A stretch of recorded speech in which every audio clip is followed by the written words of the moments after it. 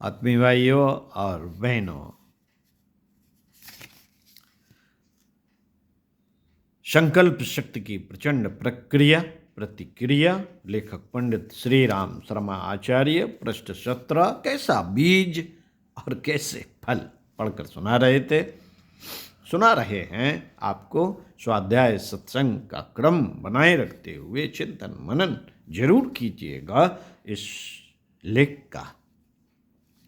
कैसा बीज कैसे फल। खेल में जिस प्रकार बीज बोया जाएगा, उसी तरह के खेत में जिस प्रकार का बीज बोया जाएगा, उसी तरह के पौधे उगेंगे और वैसे ही फसल उगेगी। किसान जो फसल उगाना चाहता है, उसके लिए उसी प्रकार के बीज की व्यवस्था करता है। साथ ही यह भी ध्यान रखता है कि वह बीज सड़ा, घना, छोटा, पुराना, कमजोर ना हो। जीवन एक खेत है, उसमें प्रगति और सफलता की फसल उगाई जानी है, तो ऐसे विचारों का मन क्षेत्र में आरोपण करना चाहिए जो प्रगति के लिए आवश्यक शक्ति का उद्भव कर सके। साहस और पुरुषार्थ के बिना किसी का आगे बढ़ना संभव नहीं है। आलस्य और अनियमितता का अवरोध रहते कोई व्यक्ति किसी प्रयोजन में सफल नहीं हो सकता। इन दुर्बलताओं को हटाने के लिए खेत के खरपतवार उखाड़ने जोतने की तरह हमें किसान का अनुकरण करना होगा। जीवन का स्वरूप संकल्प बीज की लहलहाती हुई हरी भरी फसल है। आशा है अन्न की राशि। मन क्षेत्र में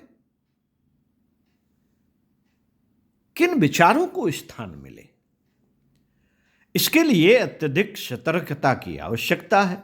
कुछ भी कैसा ही बीज बो देने से कुछ भी उग सकता है और उपलब्धियां कैसी भी हो सकती हैं।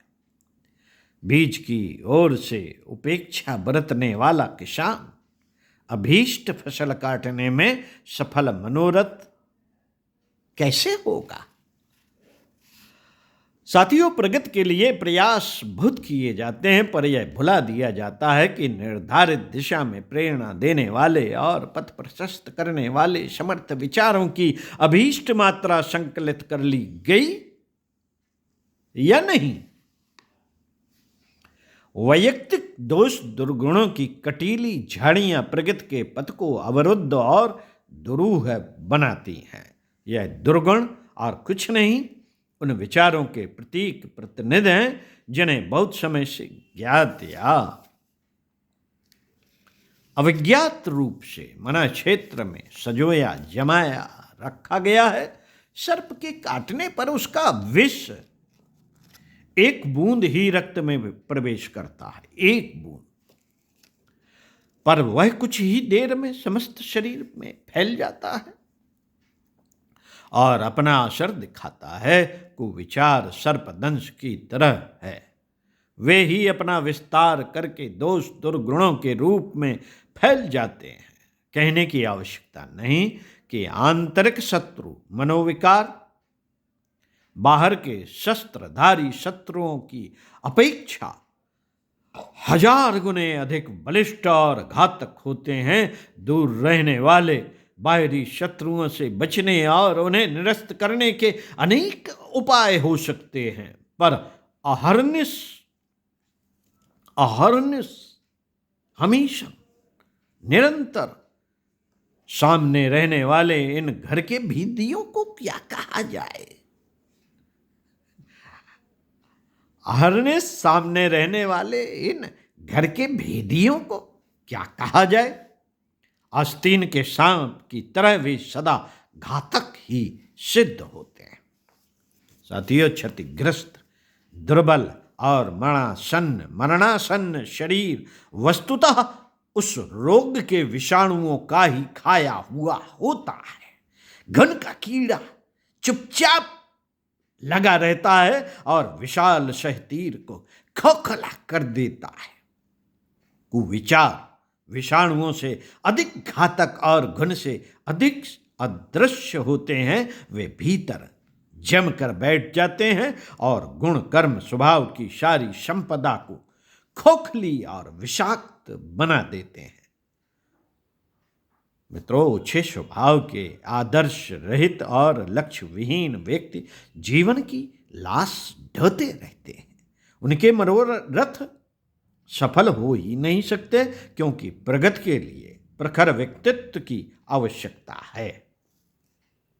सफल जीवन जीने की आकांक्षा, सफल जीवन जीने की आकांक्षा यदि साकार करनी हो तो पहला कदम आत्मनिरीक्षण, आत्मनिरीक्षण का उठाया जाना चाहिए। अपने विचारों, मान्यताओं और अभिमान की समीक्षा करनी चाहिए और उनमें जितने भी अवांछनीय तत्व हों उनका उन्मूलन करने के लिए संकल्प पूर्वक जुट जाना चाहिए। संकल्प शक्ति की साधना और आत्मनिरीक्षण से व्यक्तित्व को इच्छित ऊंचाई तक पहुंचाया जा सकता है। संकल्प शक्ति की प्रचंड प्रतिक्रिया पृष्ठ 18 से लेखक पंडित श्री राम शर्मा आचार्य आपको पढ़कर सुनाई।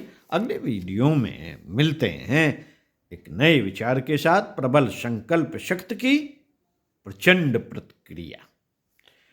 साथियों, सुनते रहिए कुछ अच्छा और पढ़ते रहिए कुछ अच्छा। समझदारी, ईमानदारी, जिम्मेदारी, बहादुरी को अपने जीवन का अभिन्न अंग बना लीजिए। सफलताएं आपके सम्मुख होंगी, व्यक्तित्व आपका आकर्षक होगा और आपका जीवन दूसरों को प्रेरित करने में सहायक होगा। ओम शांति।